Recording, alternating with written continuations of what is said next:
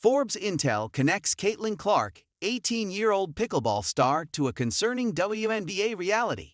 The WNBA's recent surge in popularity has been fueled in large part by the arrival of high-profile college stars, most notably Caitlin Clark, whose presence has drawn unprecedented attention to the league. A Nike athlete since 2022, Clark rose to national prominence through her elite shooting, vision, and playmaking ability. Yet that growing visibility has not translated into comparable growth in player salaries.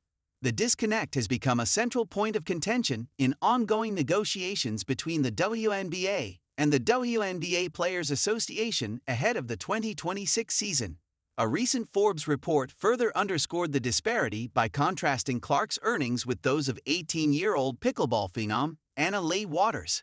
According to Kelly Wolf, Waters, Nike's first pickleball athlete, is expected to earn more than $3 million annually, having already reached that figure in 2024. She will earn more than $3 million this year.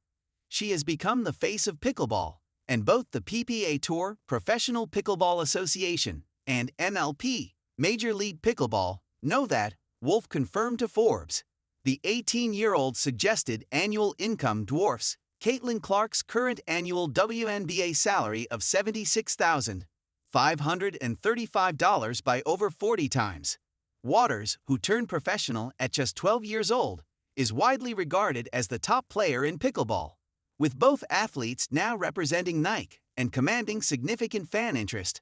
The stark contrast in their annual earnings has amplified concerns among WNBA players. The highlighted difference between the annual incomes of the two stars shows why the WNBA stars have unitedly raised their voices, because the salary gap doesn't justify the comparison in terms of the sport's growing popularity and revenue. The WNBPA has been pushing for more reasonable terms when it comes to salary cap, revenue share, and other agenda points in the CBA. The disagreement over the CBA terms has seen the WNBA and WNBPA agree to a moratorium.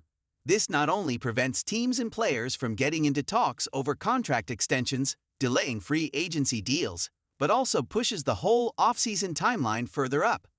Sandy Brondello cites Caitlin Clark as the reason for circling the Indiana Fever matchup. The regular season schedules are out, and the Toronto Tempo fans would be excited to see which games they can attend within the United States. With just over 3 months left before the season kicks off, Sandy Brondello has already highlighted her concerns that could affect Toronto's maiden WNBA campaign. The moratorium amid the ongoing CBA negotiations means Toronto cannot start talking to players who would enter free agency ahead of the 2026 season.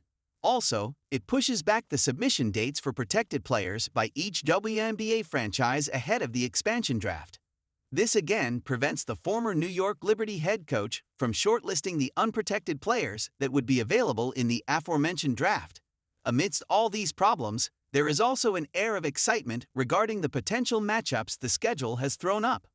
Brondello, though, was clear that she is looking forward to the Indiana Fever matchup because of Caitlin Clark. The Fever franchise boasts a lot of top talent like Aliyah Boston, Caitlin Clark, Sophie Cunningham, Lexi Hull, Kelsey Mitchell, and many more. However, Caitlin Clark is arguably becoming the face of the league, if not already, and as Brondello said, everyone would love to go up against a player of her caliber.